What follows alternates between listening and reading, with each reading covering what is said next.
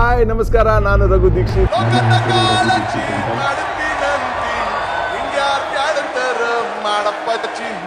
One, two, three, go!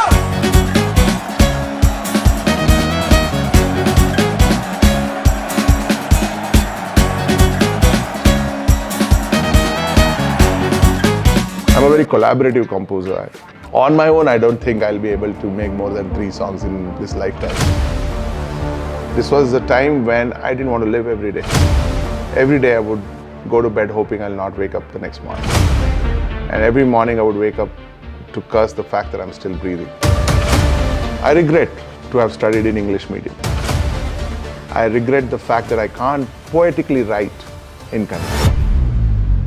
These days my mind walks ahead, leaving me behind all alone. On Super Hits 93.5 Red FM, we have the one and only superstar with us, Raghu Dixit. Superstar, what do you say? Okay, all right, okay, I will take it for today. I forgive you. Thanks, Julius. So he was a microbiologist turned into a music maverick. We all absolutely love his work. With his signature lungi, infectious energy and music that blends age-old folk with modern sounds, he's taken Indian stories to international stages. He joins us here on Red FM with us today. Thank you so much for joining us on Red FM. Thank you and welcome home.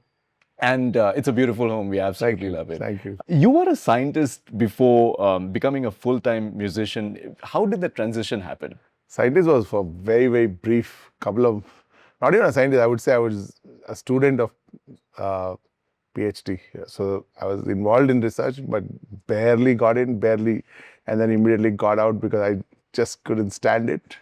And came to Bangalore in search of a job, and I ended up as a lecturer in some college for a couple of months, and then jumped into scientific writing in a pharmaceutical company where we used to report the results and inferences of clinical trials. So that was my job. Amazing. And The transition happened much before that. That music was always a kind of a hobby during college days. It started during college. Much before that, I was a classical dancer. I learned Bharatanatyam for 17 years. I almost took that as a profession. But then my mother preferred me to continue dancing, but also pursue PhD. But much to her disappointment, I quit PhD within few months, and I came to Bangalore, looked for a job, and then I ended up as a scientific writer where I worked for about a year and a half. And during that stint, I was sent to Belgium for training. And when I was living as a paying guest, the landlord heard me singing one day in my room and thought it was some CD playing. So he asked me, and I told him I just sing for our hobby's sake. And he asked me if there is a recording or a demo of it. I gave him a cassette. See here. And I didn't know what his background was. Turns out he was one of the bigger producers in Belgian television industry. And he got me on an interview on a radio station, just like this one, on RBTF, which is a very big conglomerate of radio channels across Europe. And they got me on a Saturday night show where I got to perform and sing, and a couple of questions were asked. It was a very short 10-minute thing. But Monday when I walked into my office, I had lots of emails coming from people who have heard the interview, which they had forwarded to my inbox. And that got me thinking that if I could, kind of get interest from an audience which does not understand a word of what I was singing about, there must be something serious going on with my music, and I should give it an honest shot. So I quit my job there, and I came back to India. And then for a couple of months, I tried to knock on every door of record labels in Mumbai, and I was very promptly rejected. So that kind of made me get scared because all my savings, which was not much then, was getting over, and I had to find a new job. So I got a tech writer's job in a software company, and that kind of helped me to stand on my feet, while in the weekends I pursued music and developed my skills, and then started jamming with other musicians, formed a band, and At that time, there used to be a radio station which ran contests for bands, which we won as the best band in Bangalore. My band was called Antragni then. And because of that victory, we got invited to perform as the opening act for Bryan Adams when he performed in the Palace Grounds on August 4th, 2001. And post that concert is when I thought, okay, maybe I should really now give music a full-blooded shot and no turning back, kind of a promise to myself.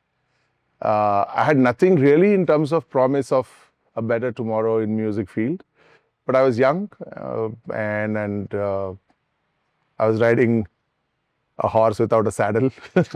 and I took the jump. I quit the job. And luckily, my bosses at work were all very, very kind, both the places. Both in as a scientific writer, my boss Nalini and my boss in the software company, Akhila, both were extremely kind and they were very supportive during my... They knew that one day this guy will actually go out and pursue music because they could see how mad I was about it. I quit and started doing jingles for radio. One of my first few jingles were massive hits on radio stations. Then I realized, okay, I can sustain myself. And then transition into a full-time musician, quitting science and tech, everything at that time. And absolutely, and there was no turning back after. Never, yeah. You know, you have a master's degree in microbiology. What did your parents say when you told them that you wanted to leave to do music? Oh, they've never ever stopped me from doing whatever I wanted to. They've never said, okay, I will support you, let's do this kind of a thing. Or I came from a very humble background and there wasn't much in terms of resources to support music or anything like that. Dance was something I learned as a child.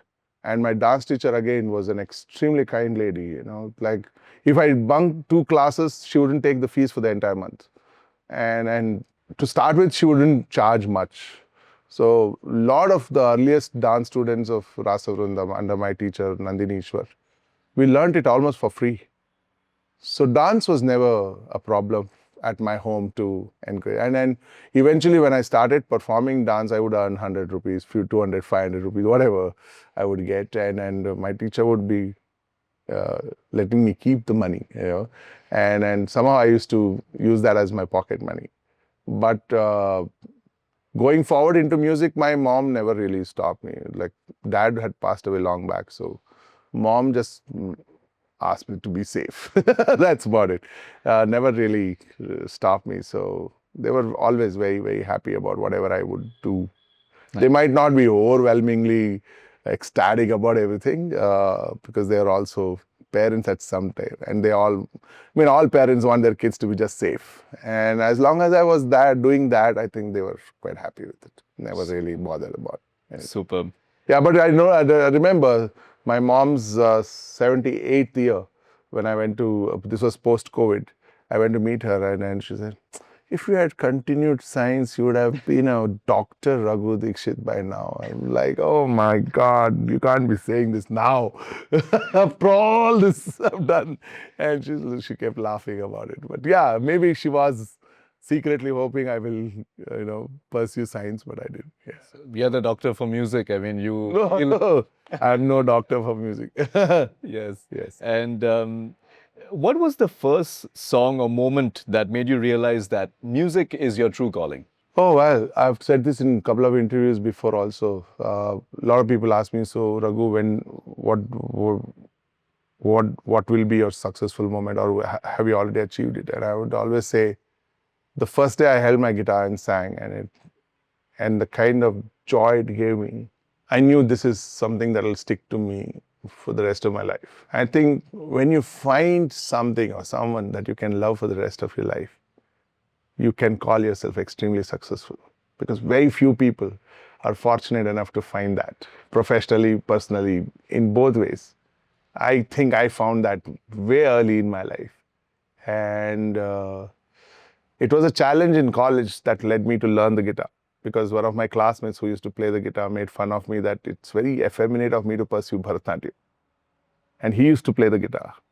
So as a challenge, I said, in 2 months, I'll play that stupid instrument of yours, which led me to a Christian seminary where two brothers taught me how to play the guitar, Brother Ivan and Brother Peter. So when I first learned the first few chords and I was ready with my chords, Brother Ivan taught me a song.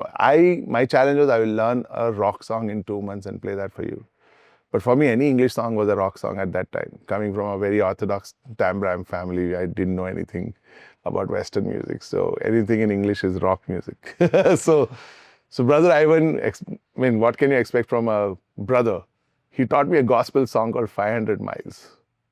That was the first song that he made me sing. And when I strummed the guitar and sang for the first time, the electric joy that I felt, even to this day, remains the same.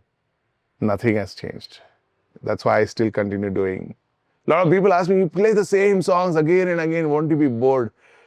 I said, no. It's like when I go, like it doesn't matter. I cut off from the world. It sends me into a zone which is purely very personal, extremely fiercely personal space where nobody can ever touch and feel and say, okay, I know exactly what you're feeling right now.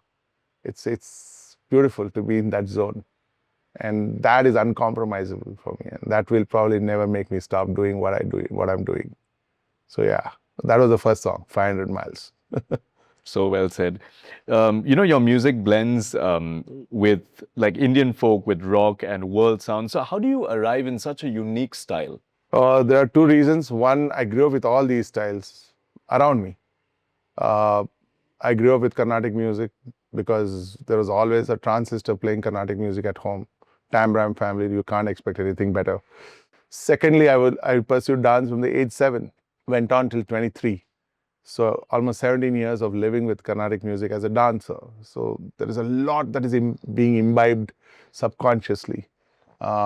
Even for dance exams, you have to learn a few modules of Carnatic music, and there is a certain module that you have to pass through for senior exams and Vidvat exams.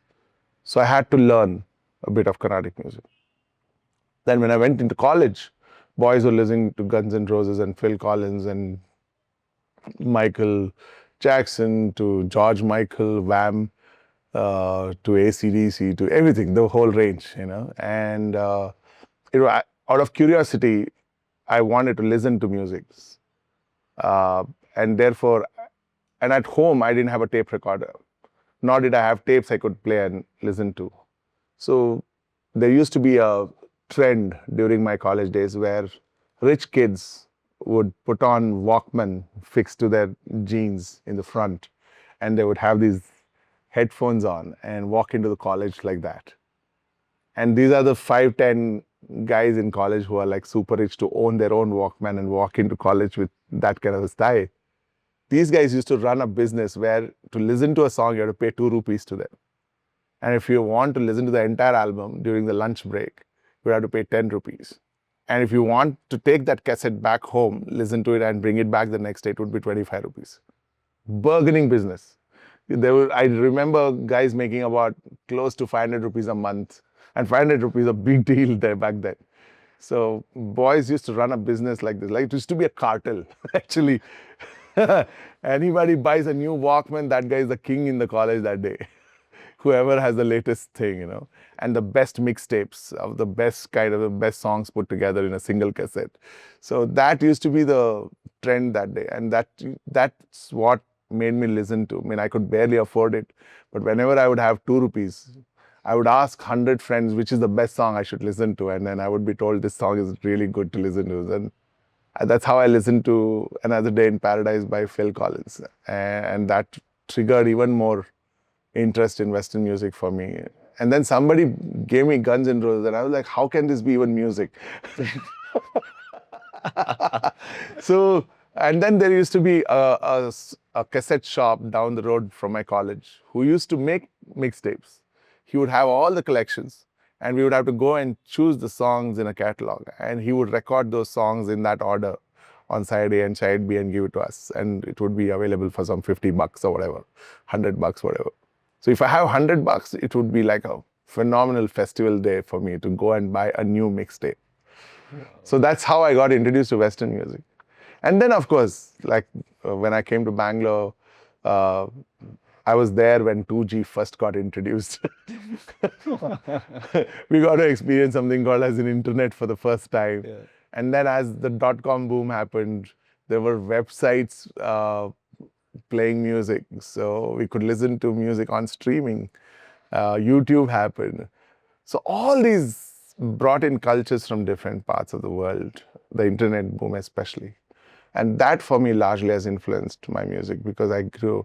So I consider my disadvantage, like the fact that I didn't have a tape recorder, as an advantage, simply because when I first started playing the guitar, after I've learned the first few chords from Brother Ivan and Peter, they stopped me from coming to the seminary because it was not a music school.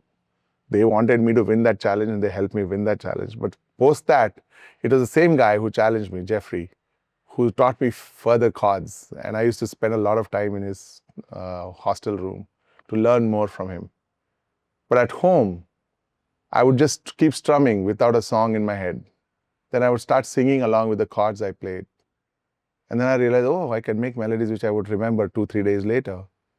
Then I started reading newspaper headlines to those tunes.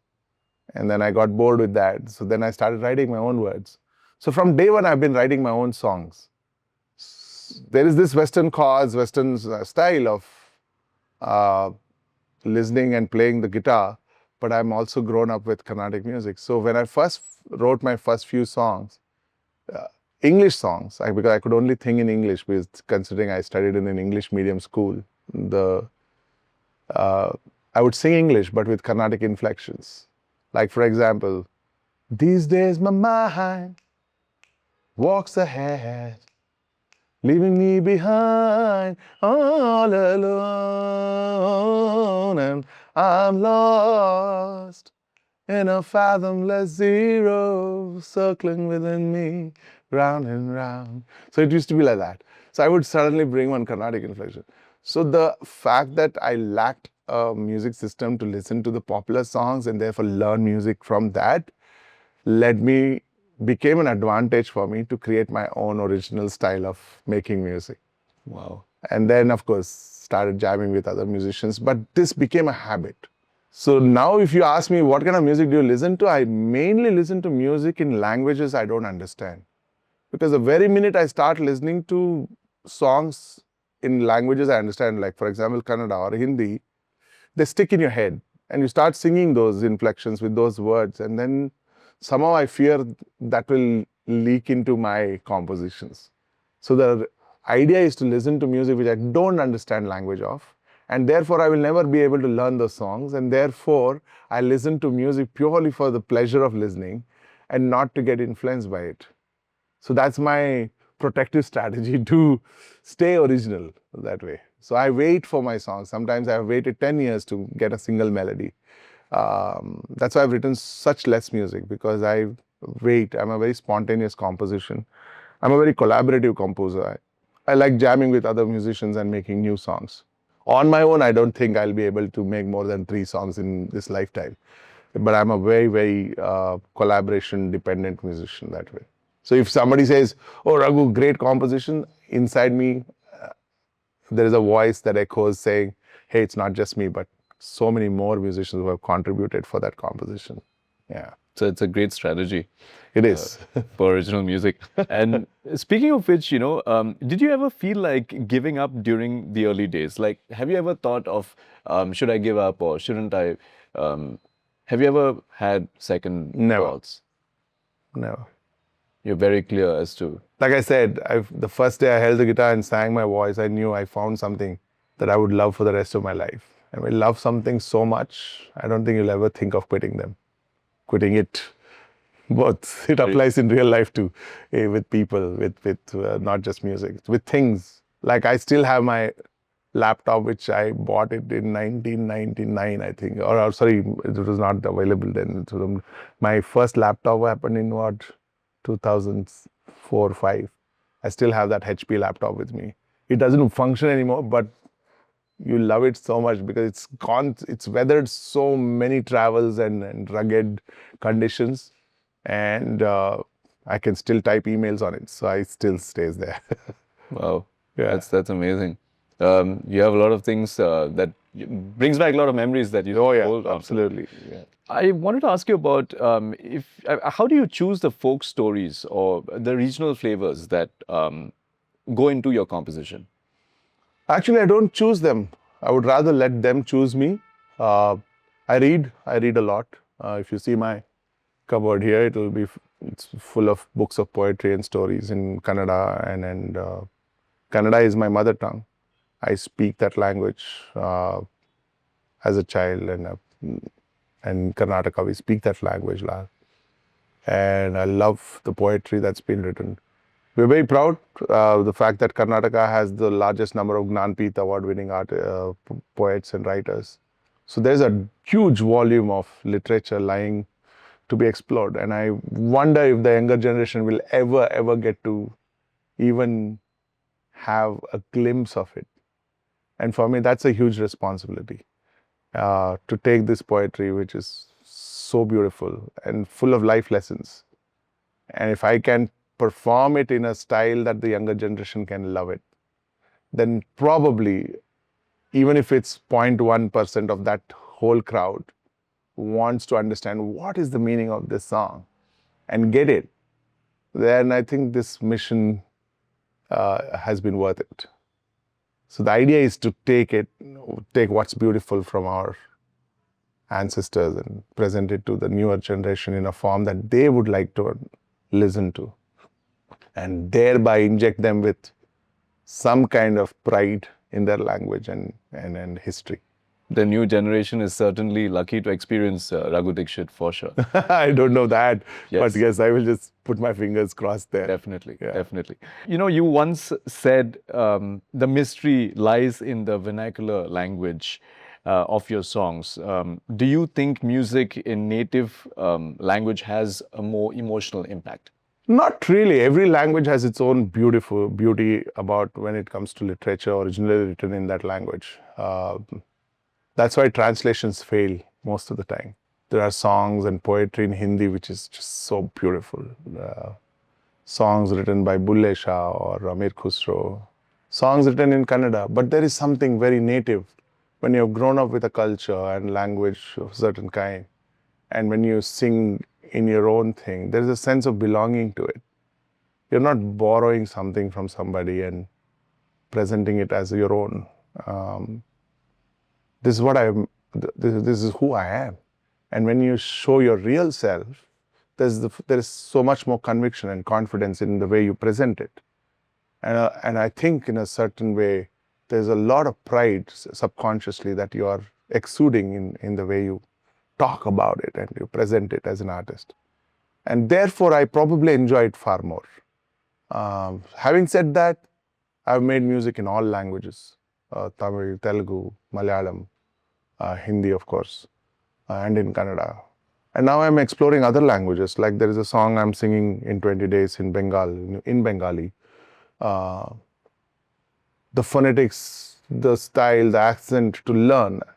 So as a student of music, I find that as an interesting prospect for me because I'm expanding my horizons as a musician. But when it comes to your own joy, your own zone, I love singing in Kannada because there I'm owning every word of it. I know exactly how much air to breathe in and breathe out for every word.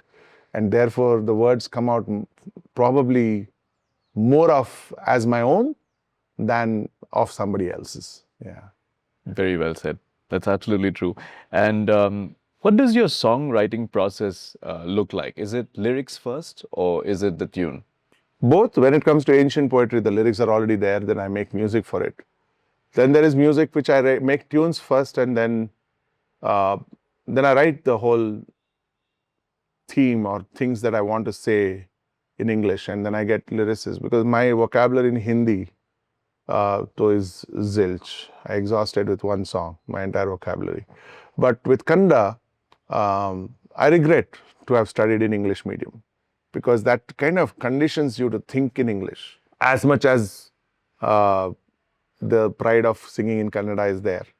I regret the fact that I can't poetically write in Kannada. I can fight with a lyricist who is writing for me, and I will drive him crazy up the wall till he gets exactly the emotion I want to convey through his writing. But I will never be able to come up with that word myself.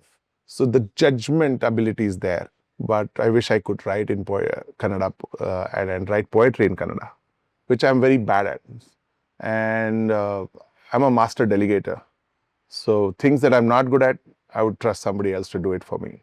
So I stick to my strengths, and whatever I have weaknesses, I bring in people who are strong in that area, and they help me make me look good.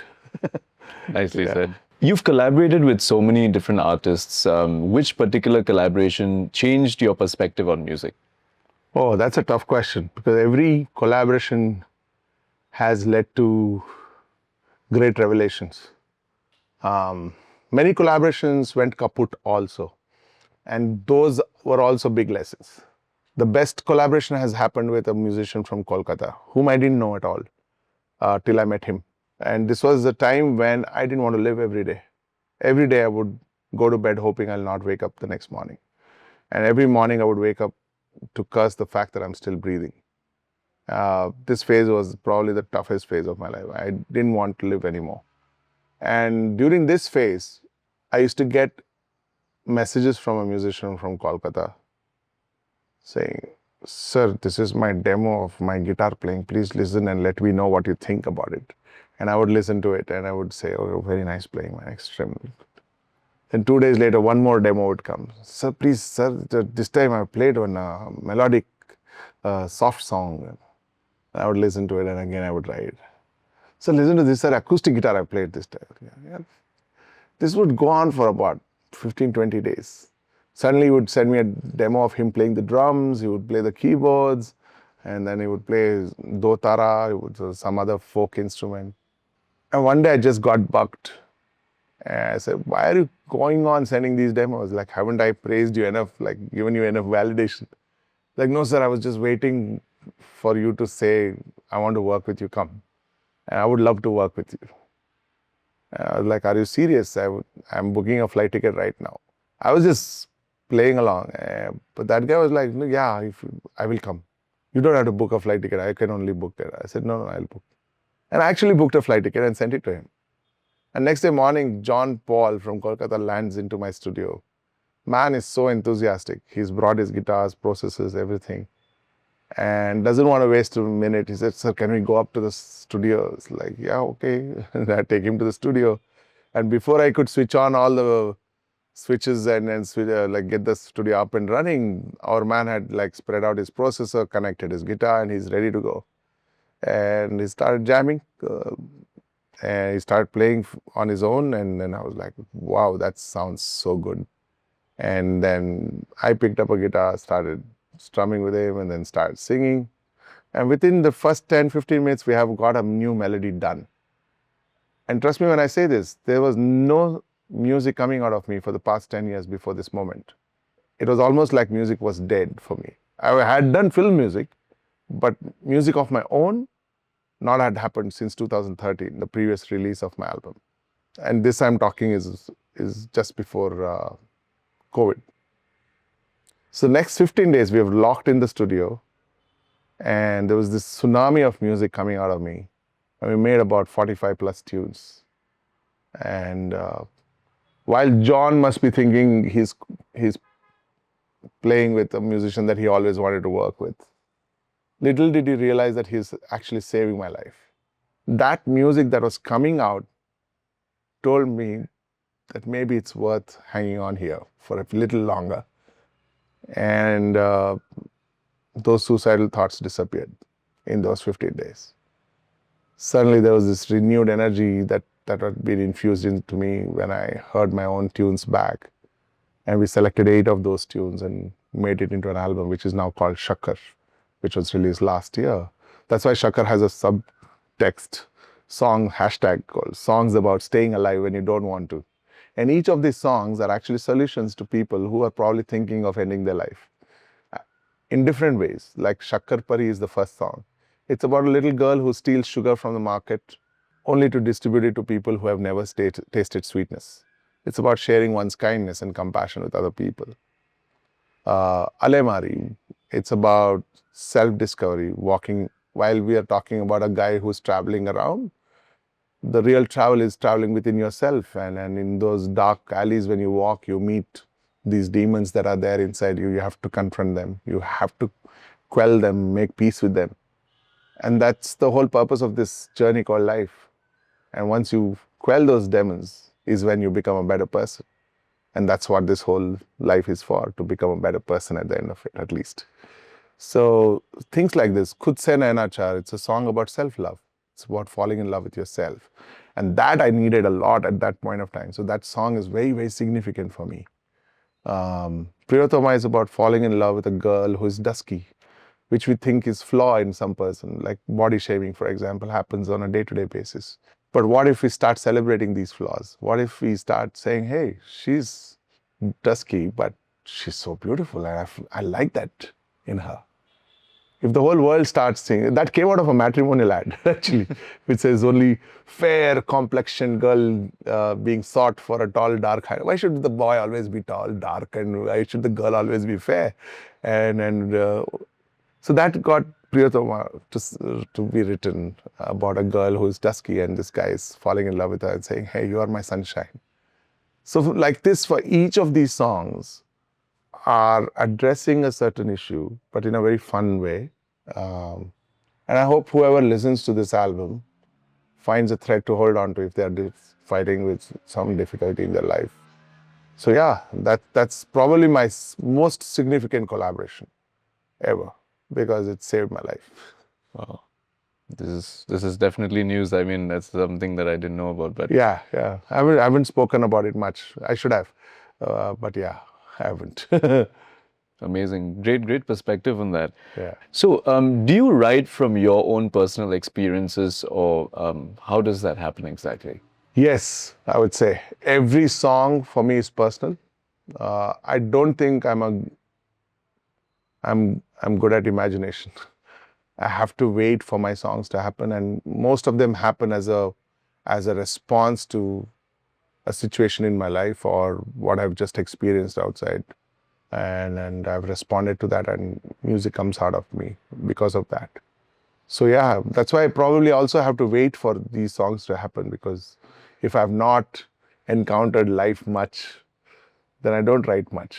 If I keep myself open to life coming and hitting its curveballs, then maybe more music will keep happening. It's a strange relationship there. Nice. That's a nice perspective as well. You know, your energy is infectious. Everyone talks about that. So what goes into you before you get on stage? Where does that great energy come from? It doesn't come before the stage process. Energy happens because there is energy coming from the audience. I feed on that a lot.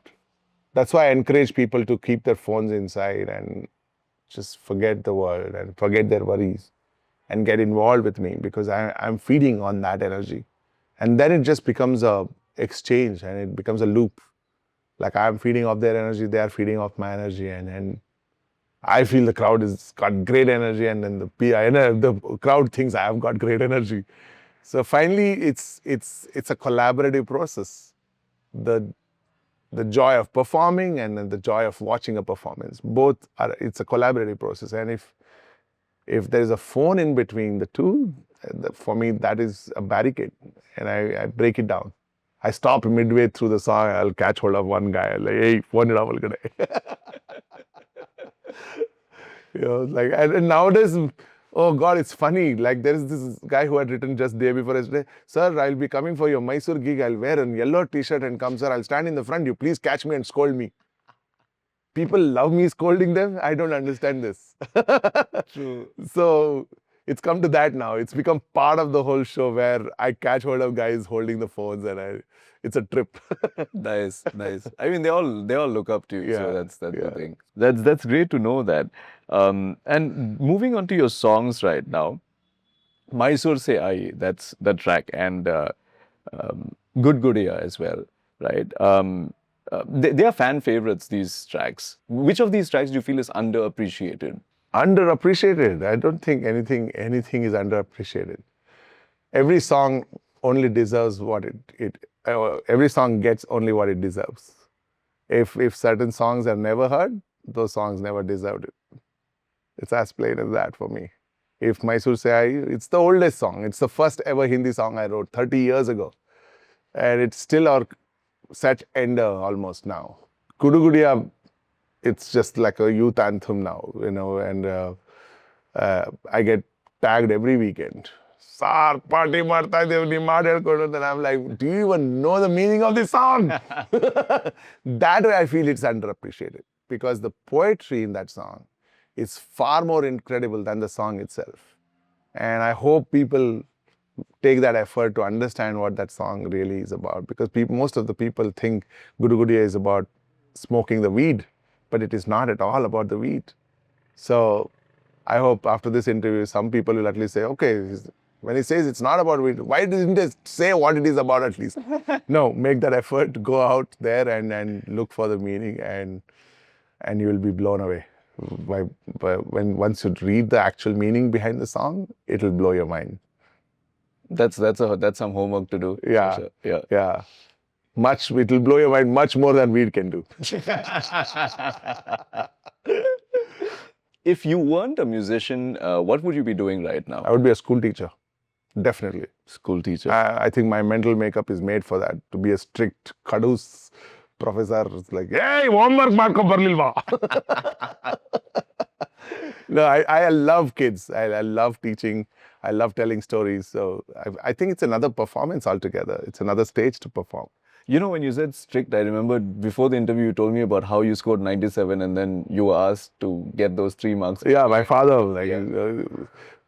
probably it's because of which I have this disease of perfection now. And I drive everybody in my band nuts with it. Like I won't give up till we all get it. So not many people like me for it. Probably people take me for a very angry khadus and probably very strict, unrelenting, uncompromising, or even to a certain degree arrogant. But I don't give a damn. It's a great quality. For me, it should sound the way it's supposed to sound. We are supposed to look the way we are supposed to look. We have to perform the way we are supposed to perform. We have to sound outside to the audience in a certain way, the way it's supposed to sound. The audience is supposed to enjoy in a certain way. For that, whatever experience I have to provide them, we have to do everything possible, not just in terms of music, but sound, lights, the production, everything has to be top notch and 100%. Yes, we never achieve it 100%, but the attempt, the frustration of not being able to get there because you're dependent on so many people and not everybody is as passionate about being perfect. People are happy with 70%, 60%. I'm not. And probably that came because of my dad's way of telling me that I can't get 97% and be happy. I should go back and get that 3% extra. That's amazing. I think that's a great quality to have. It is both ways. It can become very difficult. Like I can be very hard on myself, uncompromising. So I'm always self-doubting myself and putting myself to self-deprecating, I would say. I would not, if you ask me, if you had a chance to talk to your dad and make a compromise with your dad where the dad agrees, it's okay, my son, get 50%, it's okay. Would you choose that? I would say yes. Because you grow up as a much happier child. That's far more important, to be happy, than being miserable that you scored 97. It was not enough. Yeah, that's another perspective, of course. So today, if I say, Raghu, would you be okay to be an ordinary musician where you don't care for everything to be perfect? If that would mean I would be more happy, I would choose that. Because I think finally it's about being happy. And if you're not happy, what's the point of doing it? True. It's always about being happy, yes. Correct. Absolutely. Your one of the albums, of course, it topped the iTunes charts globally. Did that global validation change anything for you emotionally? Not really. It only reaffirmed that my belief in it was rightly placed. Because I remember when I used to spend so much money to take my entire band to UK, travel, perform, feed them, pay them. where each tour would cost anywhere between 30 to 35 lakhs. And my peers were buying 30, 40 sites, 40, 60 sites in Bangalore at that time with that kind of money. If I had not done that and saved that money and probably invested, I would be like a landlord by now in Bangalore. But I dared to spend that money and explore different markets. That's why I think we are one of the few bands from India which have got to perform in Glastonbury, to festivals like Belladrum, to you name it. We played in Sydney Opera House, to Queen Elizabeth Hall in London, Sydney, and so many places, 35 countries, 2,000 plus concerts, and so many experiences and so many learnings and lessons. So if you ask me, did it change anything for you? No, but it became more like, see, I told you. I always knew that our music deserved to be heard by the rest of the world. And it just took a gutsy decision, saying, I don't care about the money being lost, let's just do it. So the first 4 or 5 tours, we lost big time money. It's only the last couple of shows that we've started breaking even. Last tour, we brought £1,000 back home. So, yeah, it's not easy. Like if you go abroad and perform for Kannada Sanghas, there you're treated like a king. You're given flight tickets, you're housed, you're fed well, you're performing, you get paid and you come back. But that's not the point. The point is to make your music heard by the global audience, not by the same people who already know you or understand you. Yes, we do perform for a lot of sanghas and stuff like that when we are abroad, but the idea is to explore markets beyond all of that and truly have a standing in the global music scene. True. And also not pursue the mainstream music. It's not about going and performing Bollywood for Indian diaspora there. Instead, showing a mirror, saying, hey, this is also part of Indian history, culture, literature, and that's what we represent. For me, that is a far bigger achievement to perform for a 500 to 1,000 crowd than performing for a 2,000 desi crowd. I wouldn't have achieved anything if I'm playing here the same songs to a similar audience and then going abroad and playing to the same audience there. There's no achievement in it. I'm not making any progress there, except for the bragging rights that I went abroad and performed, which is empty vessels, yeah. True. This would have created a different experience, like you said. Oh yes, like performing on Westhold stage or John Peel stage in Glastonbury was such a high. I mean, we had not even dreamt about it. It just, once I just said we have to do this, things just started falling in place. The performance at Jules Hall and TV show on BBC London took us to #1 on iTunes World Music Charts. All I knew that we deserve to be heard. For that to actually happen, that needed blessing of a different kind altogether. Apart from guts, you needed a lot of kindness from different people at different junctures to make this happen, to make things fall into place. Like I said, like they say, universe conspires. It's actually universe making these people walk into your life and make this dream come true because you believe in it in so much that there is no way destiny can escape you. And that's what happened for us, I think. And now post-COVID, it seems almost like we are restarting our career. Post-COVID, we come out and we realize the whole audience has changed. The Gen Z has taken over and they are listening to a very different kind of music, just a guitar and a voice kind of music. And everyone is doing covers. And suddenly you have to fight covers now. So for me, that is a far bigger challenge now, to make my own people, my own next generation, to realize that there is somebody called the Raghu Dixit project that exists, and he makes some wow music and we should like it. So now the fight is not to win over the rest of the world, but to win over here in India. Which we know you're already winning in terms of... It's a huge challenge, not really. It's been also a very strange phenomenon that the country has become very regionalized. Oh, he's a Kannada artist. I don't understand. I started with performing all languages, So most of the North Indian shows rarely happen now. I'm confined to Kannada audiences. which is not true. So how do I break this? This is a new challenge for me.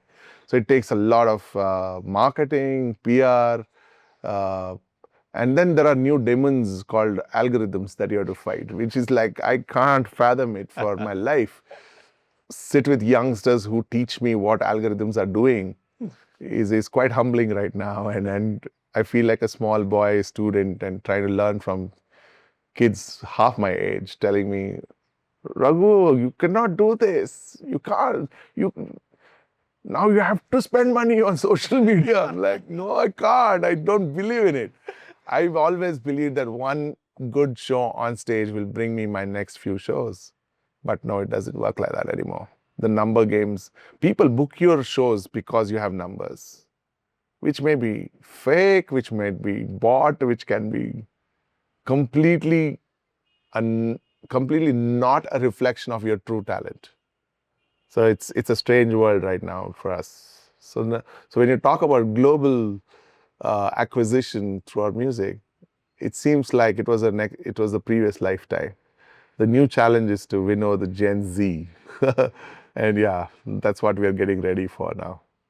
So, Jug Changa, it had songs in Kannada, Hindi, Tamil. How do you decide which language suits the best?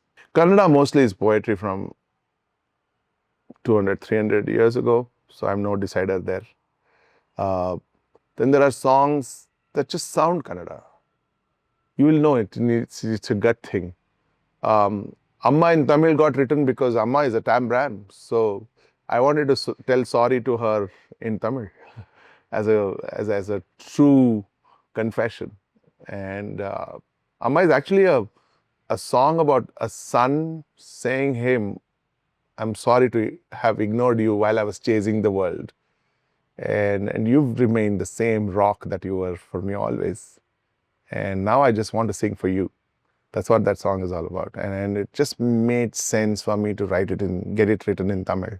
Madan Karki wrote the Tamil. Of course, now we are writing at the Kannada. Now we're getting a Kannada version done because so many people started complaining there has to be a Kannada version. So there is a Kannada version coming up now. But yeah, so that's how language is decided. There's no force in it actually. There's no science or data behind it. No data backing into it, no numbers backing. It's just you just hear the language when a tune is made. Accordingly, I make music. You just know. Yeah.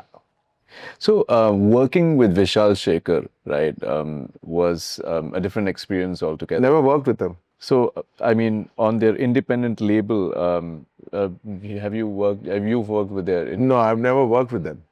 They found me, and they released my first album.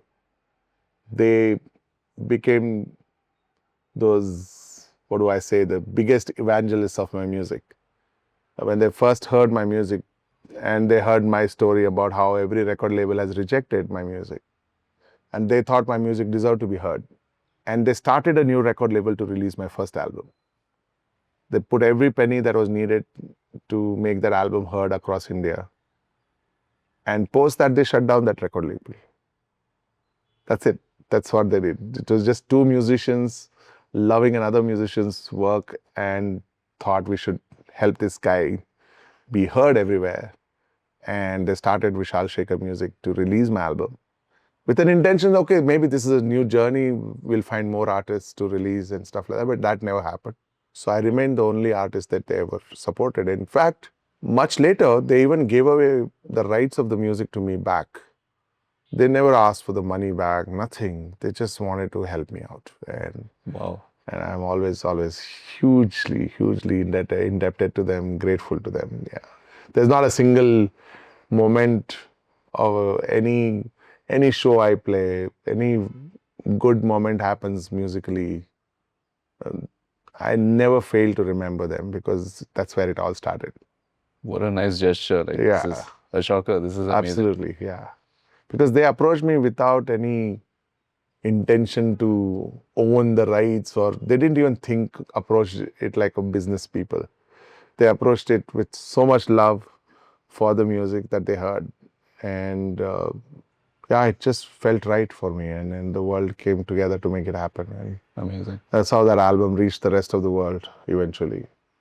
without working together, but so much of support was Oh yeah, given. yeah. That's amazing. I mean, they've offered me a couple of playback singing opportunities, which I blew very badly. I went to the studio and I couldn't sing a note, probably because I was under the pressure or whatever it was. I was too nervous. I'm not a good playback singer at all. I'm my own musician. I'm a very restricted singer for anybody else. As long as they understand my boundaries and they compose something for me, maybe it'll work. But I've done very little playback singing because of that. Nice, nice. But this one was a nice story. Yeah.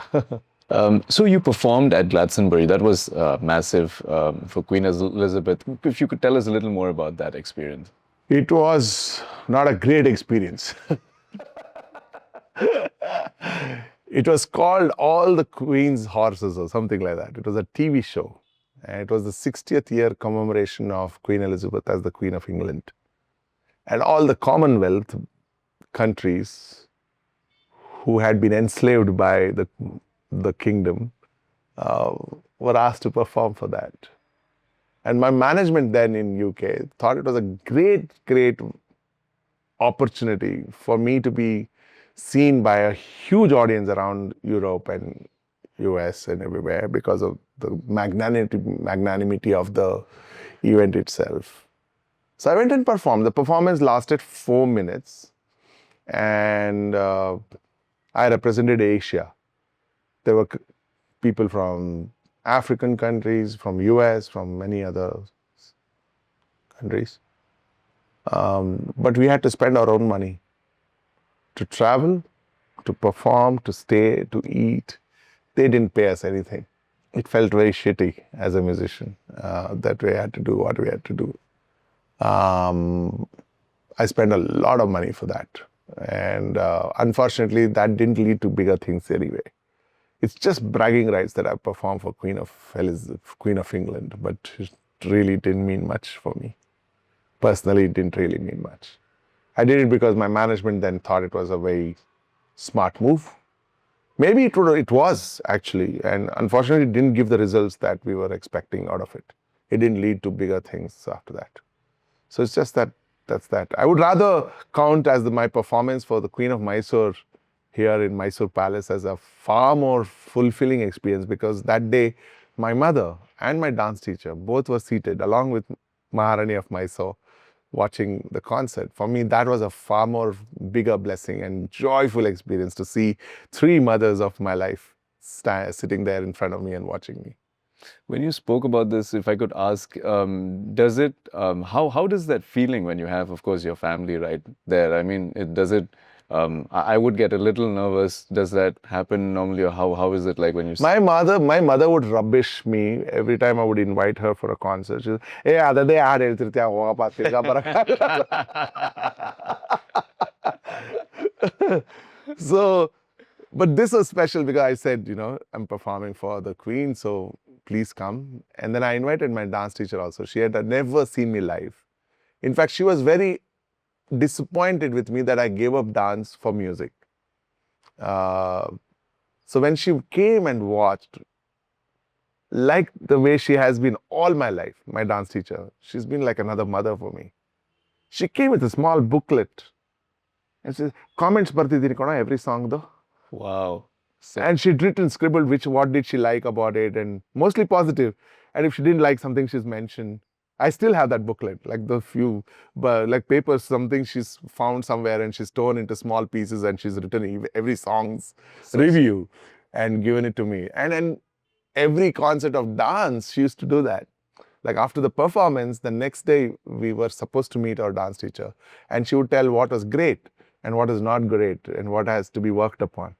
And to go through that and find her the same teacher that she has always been for me 30 years later was an incredible moment.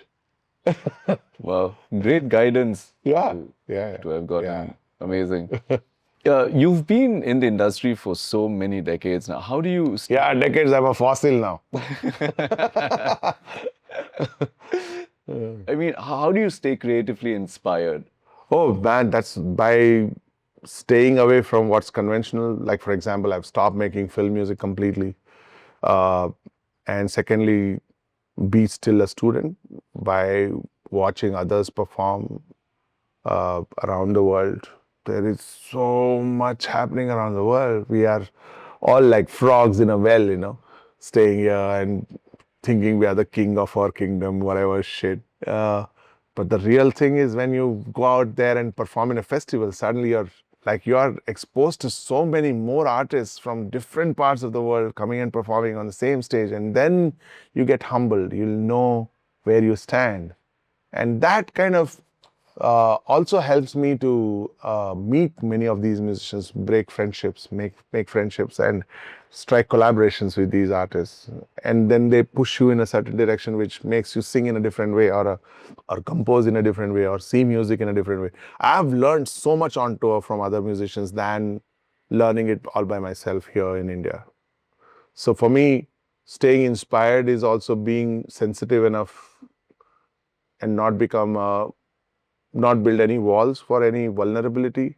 I'm okay to cry in public. I'm okay to say sorry in public. I'm okay to expose myself to dangers of public scrutiny or whatever it is. All that lets you be human at the end of the day. And when you're human, you're sensitive to your surroundings. And when you're sensitive, you respond to every experience. I experience love, I experience hate, jealousy, I experience beauty, I experience kindness, compassion on a day-to-day basis. And all these are sources of inspiration to write music for. And I guess that's how I keep myself inspired. Very nice. Yeah. And then there are fans who constantly give you so much love that you can't even think about quitting, or you can't even think about giving up or stopping. And it's like, enough is enough, how much more? Because there is always that fan waiting for your next song. And that inspires you even more to work harder and better. Because fans they have nothing to lose. Hey, dabba song kana, the baiburtara onde satige. Like they will just rubbish you in a second if they hear something. So every song for me is a validation, like a dad's validation, like I mentioned my dad earlier. Releasing a song is a very nervous moment for me because I want my fans to love what I do. And what I do is for them. My joy gets over as soon as the song is composed. That is a very selfish process. That's my love. That's where I enjoy, I thrive. Like, yes, I've got this tune or whatever. I've composed this song and once it's out in the world, I have no emotional attachment to it. It suddenly becomes somebody else's song. Hey, nam song maidu, nam dau jate nam kelta this song maidu. That kind of a thing. It suddenly becomes your song, but it belongs to somebody else and everybody else. And then it becomes a responsibility that what I gift and what I give out to them should be worth keeping. Wow, this is intense. Actually, what you just said gave me goosebumps, which is true because the song, once it's out, it starts creating memories for people. It becomes background score to so many people's lives. So that's a huge responsibility, So when you release like some of my friends who work in film industry, I ask them the same thing. Like, don't you feel embarrassed to release songs with lyrics which are cringe, for example? And for me, that is what made me stay away from film music now. The fact that you're forced to make some really bad choices as a film composer.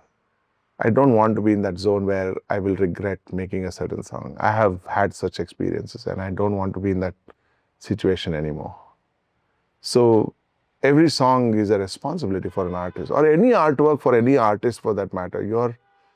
It's a crime to let bad art percolate into the society because it leads to negative energies and people get hurt by it.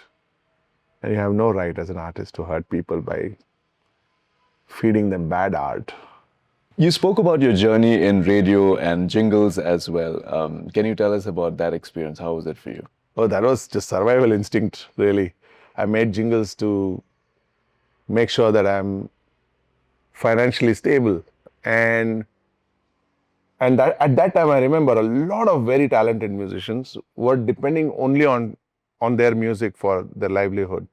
and they were not very open to making music of different kinds. If there was a rock guitarist, he would play only rock music, that too classic rock. That's like narrowing himself down that.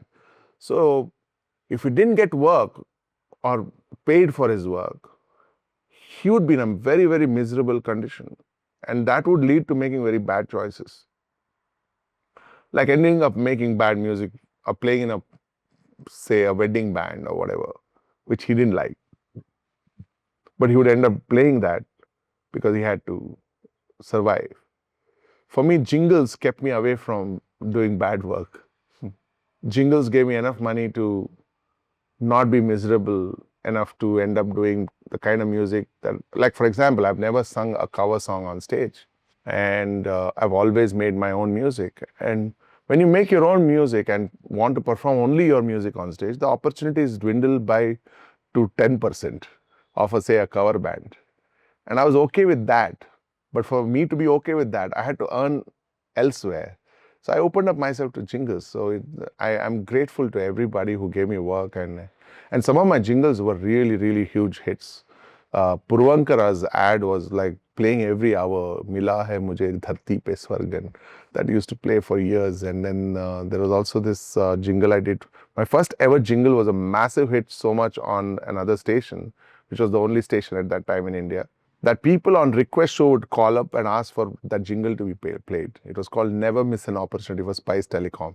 I enjoyed that process also because I was again learning so much. I learned recording because I had to make jingles. I set up my home studio and started recording at home, and then voiceovers, and just chasing checks for jingles has always been a challenge, even to this day. But the rest, as a process, was a beautiful experience. I learned a lot of things because of making jingles, because I learned production because of that. That got you a lot of insights as to how to produce. Yeah, how to present, how to tell a story in 30 seconds, all that, Nice. That's very interesting. Your trademark lungi and the ghungru. Oh, you had to ask that question, didn't you? So alongside, of course, your Carnatic violin, your electric guitar, it's indeed a unique presentation. If you could tell us a little more about that. Again, there's no science behind it. It just happened that my first ever collaborator was a Carnatic violinist, H.N. Bhaskar. He's a very, very, very well sought after Carnatic Vidwan now in Chennai, but earlier he was based in Mysore. So we both met as young musicians. And at that time, I think I was hugely inspired by Shakti. And when I met Bhaskar, we said, let's make music like Shakti. We were nowhere close to the skill sets that was needed by Shakti to be a next Shakti. But the combination of a guitar and a violin as an idea was inspired by Shakti.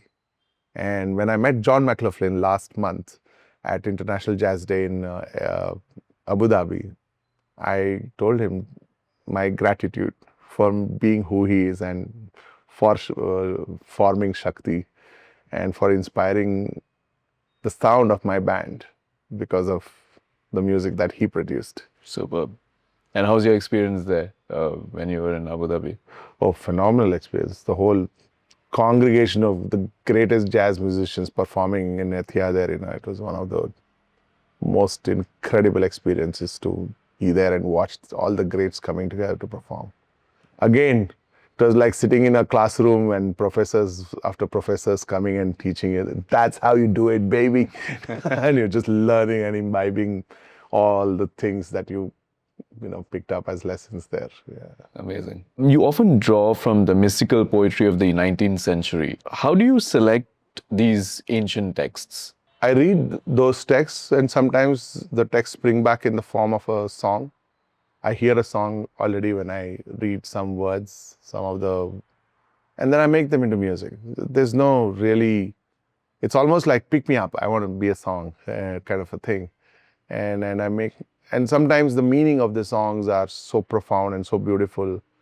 The poetry is so beautiful that I want to make songs out of it. So that's how I choose them. And not just from 19th century, even from pre-independence era, like Dara Bendra's songs that I'm doing currently.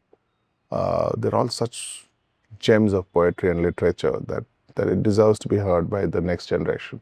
So, how does your creative process and your approach differ when you compose from films to like independent work? Films is very collaborative in the sense none of your ideas are truly your ideas because it's inspired by the script, by the director, by the producer's demand or desire. Sir, ಆ ಲ್ಯಾಂಗ್ವೇಜ್ನಲ್ಲಿ ಆ song hit ಆಗಿದೆ sir, ಆ ಥರ ಒಂದು ಬೇಕು sir, comes the producer most of the times.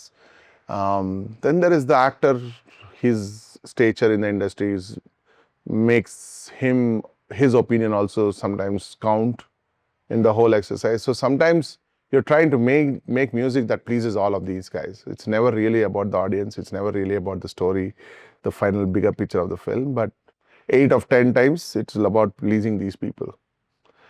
That's why it's not a very, very happy place to be in. Performing for events like the Paris Olympics, how was it? Again, bragging rights, I would say. Grateful, extremely grateful to be chosen to be performing at the India Pavilion. The independent music, right? It's completely evolving. And what is your opinion on how the independent music is going these days? I'm at a juncture where, like I said earlier, I consider myself as a beginner artist now. And simply because the challenge is not about making great music anymore. It's about how do you make that music heard. In our times, we needed record labels as the middle people to reach the audiences. Then there used to be a music television or a channel V to make your videos reach people. And when internet boom happened, we were overjoyed that these middle agents no more have control over us. That internet is there, we can reach our audiences directly. Now, that internet has become that agent, where you have to feed the algorithms with money for that algorithm to work in our favor.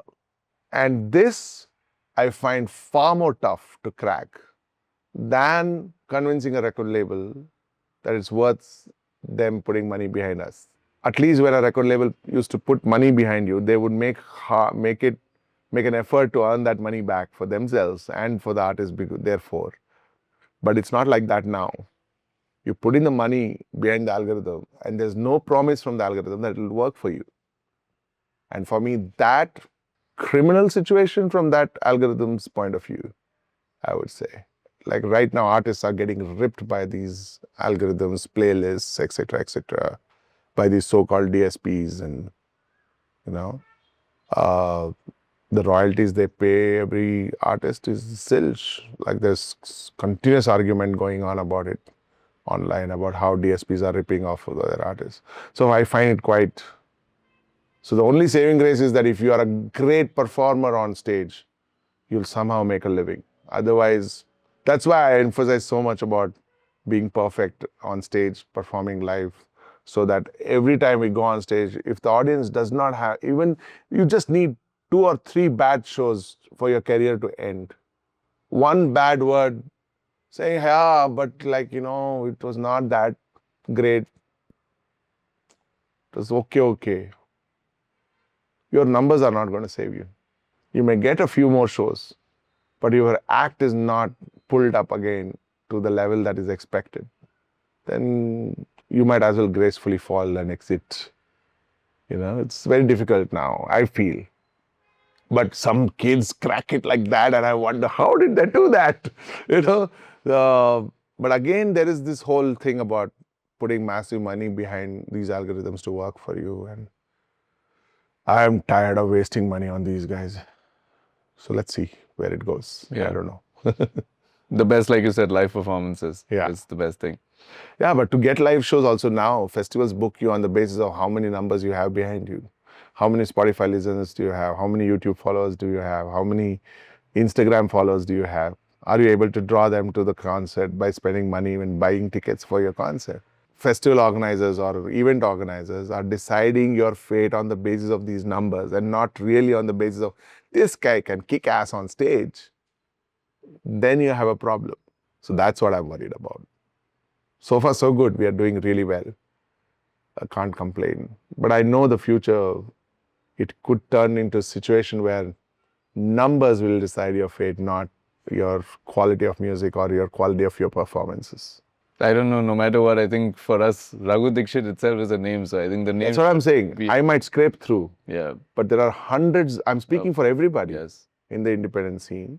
That's That it. it's not going to be easy for most of us. So whenever young musicians come and talk to me about, sir, I'm releasing a song, sir, help me post it. I said, boss, this is all fine, but can you perform that song live? Work on that first before you release. Be prepared for an on-stage performance, because the very minute you open your voice and people realize you can't sing, your career is over. How long can you go on lip syncing on stage and faking it? You yourself will feel disgusted one day that, damn it, I'm faking it always. Then you're just an actor on stage. Someday you have to face yourself in the mirror, and that's when it will hurt very, very bad.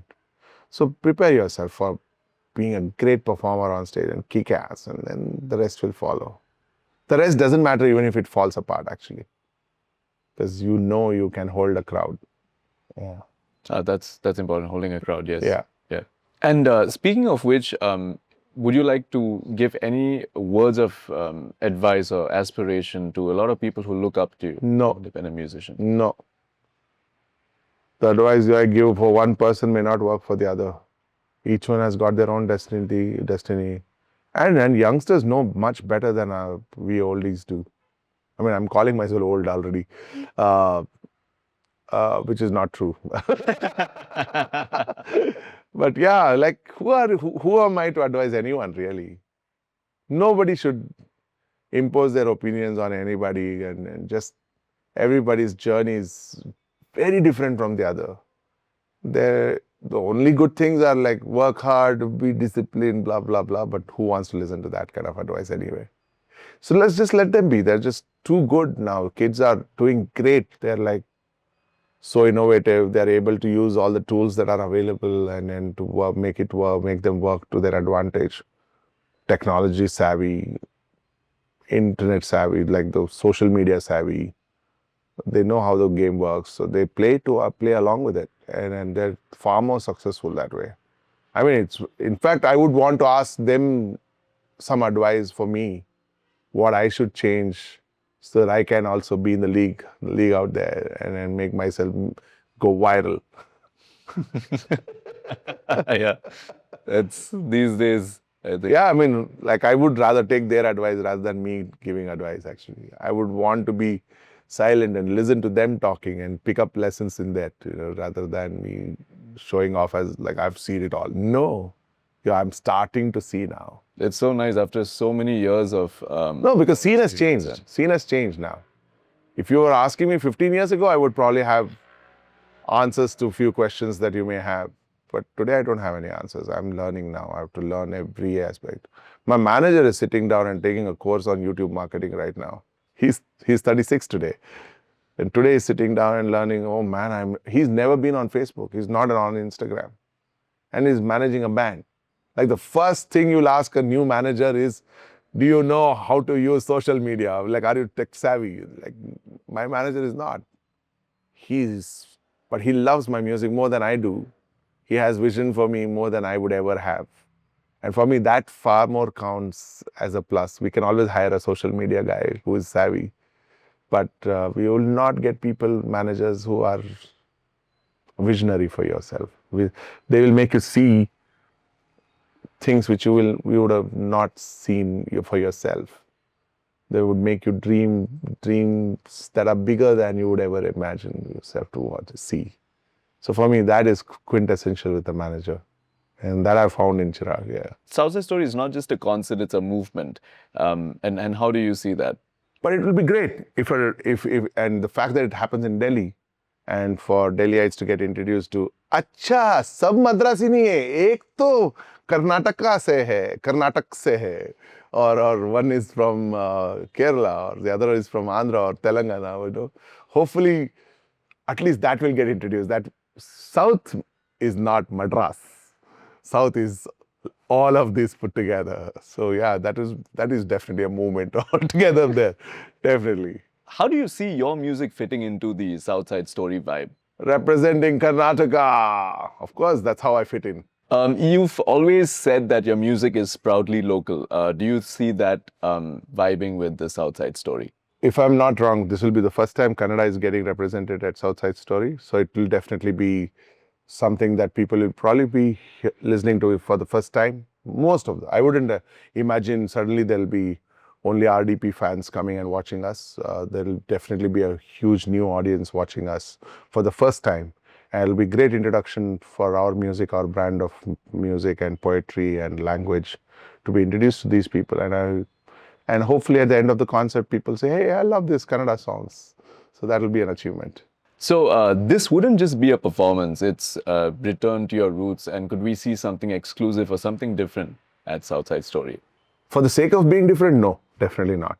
But just the fact that we've been programmed into this set list and we get to perform for our new audiences, for me, that is a great experience. And like I always believe, even if there is 1 year listening to you, it's worth performing your best. And we intend to do that. We intend to spread our joy and happiness through our music always. And hopefully it will be infectious and a great atmosphere is created during the concert. Just looking for a good time, man.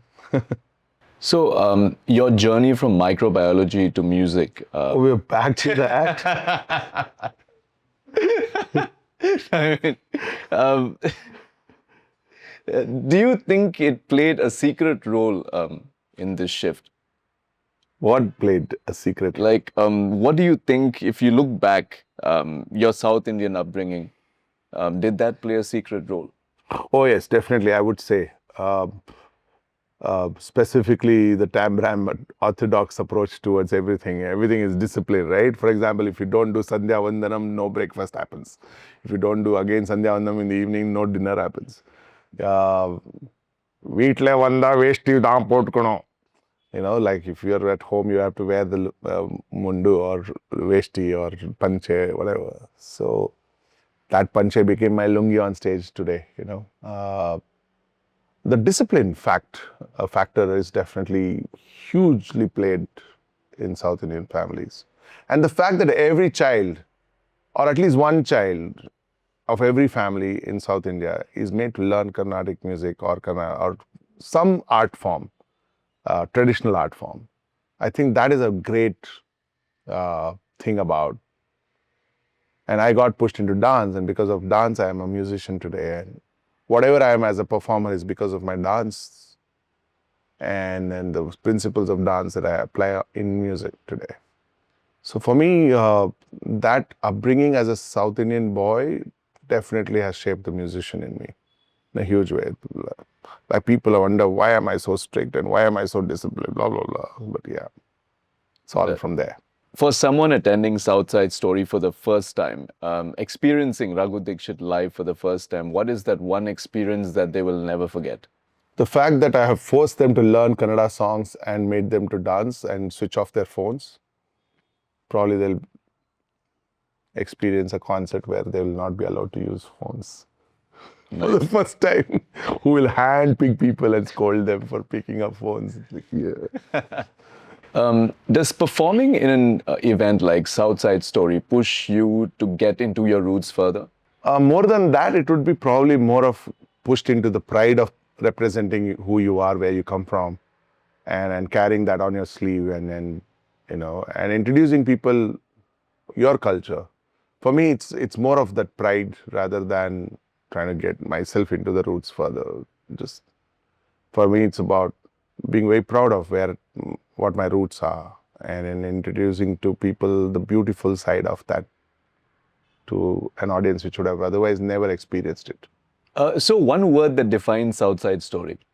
Great move. One dish that must be at backstage during every concert. Curd rice.